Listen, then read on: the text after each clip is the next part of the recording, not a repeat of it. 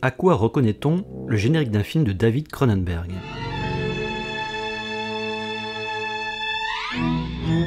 D'abord, peut-être à des partitions monochromatiques, souvent signées Howard Shore. Des décompositions à cordes stridentes et étirées, sorte de veines cérébrales ou de boyaux à l'air libre. À des cartons simples succèdent peu à peu des parasitages écraniques, comme dans Scanner.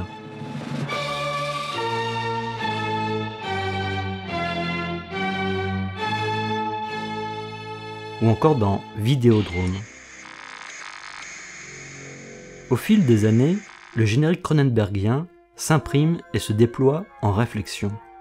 Sur l'image double, sur la lettre comme spectre, en monde prisonnier de visions envahissantes, comme ici dans Dead Zone, signé par le graphiste Wayne Fitzgerald.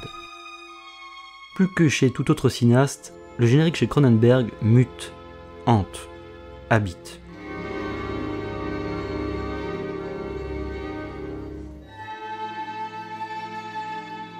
Excroissance du générique cronenbergien, celui de Faux Semblants, conçu par Randy Balsmeyer, greffe musique pleine de tendresse avec des instruments de torture que le cinéaste découvrit lors d'une exposition sur le sujet à Toronto.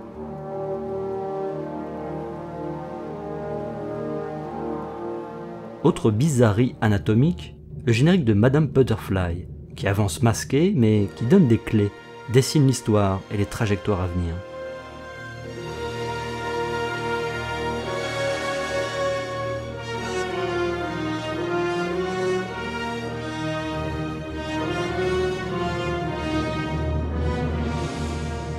À la fin des Promesses de l'ombre, le générique du film raconte sa propre histoire et genèse, en devenant à la fois un tatouage sur le film et un diagnostic psychologique du film.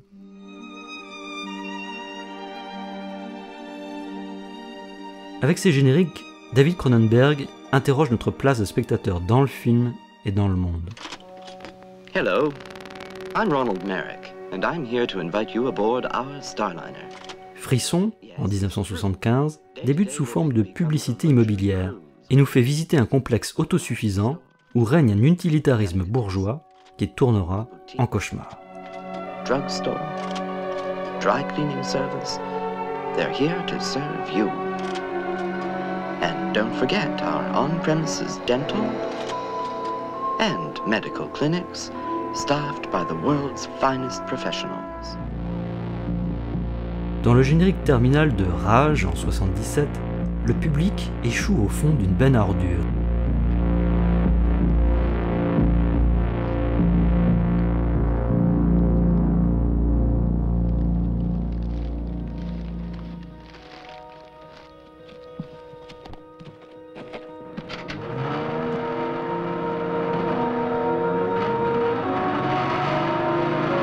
Dans le plan séquence inaugural de History of Violence, les spectateurs ont le temps de s'installer, sans toutefois bien savoir encore quelle sera leur place ou leur responsabilité, passive-active, au milieu d'une barbarie de sang-froid.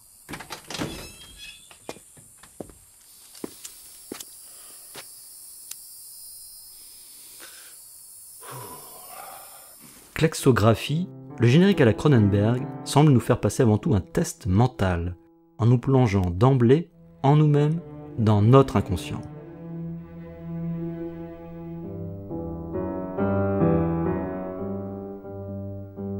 Voyez et écoutez le générique hallucinogène et éparpillé du Festin nu, comme si on entrait dans la tête de l'écrivain William Burroughs. Autant de génériques où on nous demande d'imaginer, de deviner, comme ici dans Existence. S'agit-il à l'écran du cosmos, ou alors de chair, de peinture? Moins lieu d'exposition que véritable corps vivant en constant remuement, les génériques cronenbergiens se métamorphosent, changent de peau, prennent sans cesse de nouveaux reliefs. Dans Spider, le corps du film se présente comme des murs décrépits, ou des bandeaux souillés de sang.